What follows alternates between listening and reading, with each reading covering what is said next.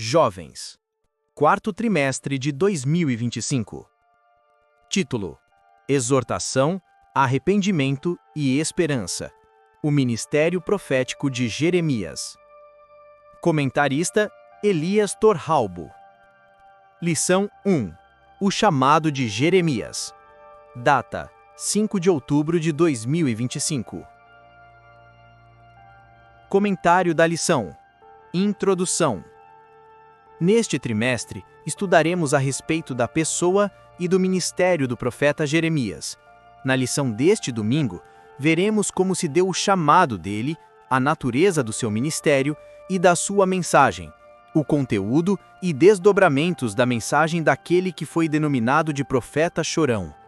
Esta lição reafirma a importância do chamado divino e a fidelidade do Senhor em cumprir sua palavra e em guardar os seus escolhidos. 1. A natureza do chamado de Jeremias. 1. A pessoa de Jeremias. A vida e o ministério de Jeremias são partes de uma mesma história. Jeremias 1:5. Ele nasceu em uma família de sacerdotes, na cidade de Anatote, nordeste de Jerusalém. A maioria dos estudiosos defende que o seu nascimento se deu entre 650 e 645 a.C., dentro do contexto da reforma espiritual dos dias do rei Josias. Jeremias 1:2. Jeremias é o profeta que mais expõe a sua humanidade e, consequentemente, a sua personalidade. Seu sofrimento expôs a sua sensibilidade e a sua personalidade introspectiva, mas não anulou a sua força, franqueza e sinceridade na entrega das mensagens. O exercício ministerial exigiu de Jeremias uma atitude de renúncia. 2. A vida de Jeremias. A relação de Deus com Jeremias não começou a partir de seu chamado, mas remonta a um período em que o profeta não tinha consciência de sua própria existência. Jeremias 1:5. Deus conhecia Jeremias antes que o formasse. A consciência da soberania do Eterno inibiria o profeta de apresentar quaisquer possíveis obstáculos para atender a seu chamado, afinal, ele conhecia todas as suas limitações. A consagração de Jeremias ocorreu antes de seu nascimento. Antes que os seus pais tomassem alguma decisão sobre o futuro dele, Deus já o havia separado para profeta. A vida de Jeremias pertencia a Deus. Por isso, ele foi enviado às nações por profeta. 3. O ministério de Jeremias. Ele nasceu com o propósito de honrar a Deus, representando-o diante do povo. Os profetas eram levantados pelo Senhor e tinham o dever de transmitir a sua mensagem ao povo com fidelidade. Essa era a sua principal missão, distinguindo assim o verdadeiro profeta do falso. No caso de Jeremias, vemos que as expressões "disse-me o Senhor" e "ouvi a palavra do Senhor" são recorrentes ao longo de todo o livro, e juntas refletem a dinâmica do ministério dele. Jeremias recebia a mensagem do próprio Deus e a entregava ao povo, que quase sempre a rejeitava. Com a rejeição da mensagem veio também as perseguições e a tristeza, causando-lhe grande sofrimento. No entanto, quanto mais sofria, mais se aproximava de Deus, conhecendo-o melhor e aprimorando ainda mais o exercício de seu ministério. A vida e o ministério de Jeremias evidenciam a soberania de Deus em suas escolhas e na execução de seu propósito na vida de alguém, conforme ele mesmo disse: "E pelejarão contra ti, mas não prevalecerão contra ti, porque eu estou contigo, diz o Senhor, para te livrar." 1:19. 2. A mensagem de Jeremias. 1. Os dias de Jeremias. O profeta desempenhou seu ministério durante um período mais sombrio da história de Judá. Jerusalém foi destruída pelo exército babilônico como juízo de Deus, fruto da má escolha do povo em trocar o Senhor, manancial de águas vivas, por cisternas rotas que não retêm águas. Jeremias 2:13. Historicamente, os profetas surgiam em épocas de apostasia, em que o povo se afastava de Deus. Eles eram levantados pelo Senhor para advertência, renovação da esperança e de chamado ao arrependimento, a fim de evitar o juízo divino. Nos dias de Jeremias, Judá buscava pelos seus ídolos, e a mancha do pecado era tão grande e tão profunda que não tinham como removê-la. 2:20-35. Ninguém poderia salvá-los ou livrá-los da situação em que se encontravam. O povo estava em profunda rebeldia contra Deus e foi chamado a um conserto. O contexto da sociedade em que viveu o profeta Jeremias era difícil. 2. As duas visões de Jeremias.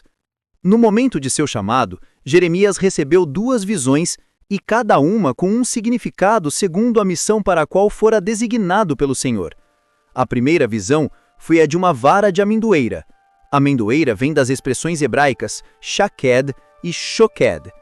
Essa visão mostrou o compromisso de Deus com sua palavra e consolidou a certeza de que o ministério de Jeremias sinalizaria que o Senhor estava acordado e atento às más obras do povo.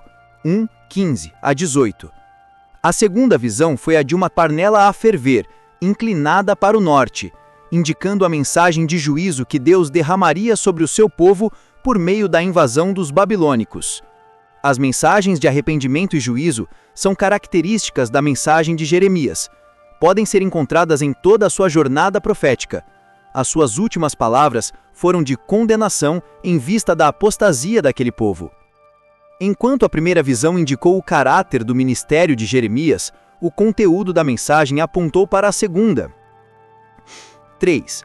Destinatário e conteúdo da mensagem de Jeremias. Jeremias foi enviado ao povo de Judá, Reino do Sul, cuja capital era Jerusalém, embora há momentos em que ele é visto se dirigindo ao Reino do Norte, Israel, com capital em Samaria. A mensagem de Jeremias foi entregue com ênfase e grande amor. 9:1. Seu conteúdo foi de oposição à apostasia e de denúncia contra a ingratidão do povo diante de Deus. Ela também lembrou o povo a respeito do amor, da bondade e do cuidado de Deus ao longo da história, na intenção de despertar o arrependimento. A sua mensagem era um apelo para que o povo se arrependesse e voltasse para Deus. A mensagem de Jeremias revelava o interesse de Deus em perdoar o seu povo, renovar a sua aliança e cumprir as suas promessas feitas desde Abraão. E 3. A mensagem de Jeremias e os seus efeitos. 1. A resposta do povo. Toda mensagem divina é um chamado e requer uma resposta dos que a ouvem. Diante da mensagem de Jeremias, o povo foi indiferente e maldoso, vindo inclusive a persegui-lo. Ao convidar o povo a andar nos caminhos do Senhor e ouvir as suas palavras, a resposta foi: não andaremos e não escutaremos. O povo ainda maquinou um mal contra o mensageiro, conforme Jeremias 18:18. Vinde e maquinemos projetos contra Jeremias. Vinde e firamo-lo com a língua e não escutemos nenhuma das suas palavras. Esta é uma pequena amostra do tratamento que deram a Jeremias e a sua mensagem. Esse comportamento do povo levou o profeta a um profundo sofrimento. 2. O sofrimento de Jeremias. A humanidade e as limitações de Jeremias podem ser observadas no seu sofrimento ao longo de sua trajetória. O sofrimento do profeta se manifestou externamente na perseguição de seus inimigos, Jeremias 18:17, e nas dúvidas provocadas pela injustiça e a maldade humana. Jeremias teve de lidar com a solidão, a dor permanente e com dúvidas profundas. Contudo, ele sempre clamou por amparo e contou com a direção e o cuidado constantes de Deus. O sofrimento é parte inevitável da vida de um crente fiel e tem um papel pedagógico, contribuindo para uma vida cristã mais madura, repleta da esperança eterna. Timóteo foi convidado a sofrer com o apóstolo Paulo na condição de bom soldado de Cristo. A adversidade permite o amadurecimento da fé em Deus e consolida as bases do ministério cristão. 3. O cumprimento das profecias de Jeremias. Jeremias chorou pela condição espiritual do povo de seus dias, antecipando cerca de 600 anos o que Jesus faria em seu ministério terreno. Ele falou a respeito da tristeza de Deus pela condição espiritual de seu povo, sobre a iminente destruição de Jerusalém e chamou o povo ao arrependimento. Pregar o arrependimento era a principal missão do ministério de Jeremias. Parte das profecias de Jeremias se cumpriram, e parte delas ainda se cumprirão. O desejo do profeta de que o povo se convertesse a Deus será cumprido. Conclusão. Aprendemos a respeito do chamado divino e da mensagem de Jeremias. A vida e o ministério deste profeta evidenciam a soberania de Deus quanto à origem e o propósito da vida. Esta lição reafirma ainda o compromisso de Deus com sua palavra e com os que ele chama para a sua obra.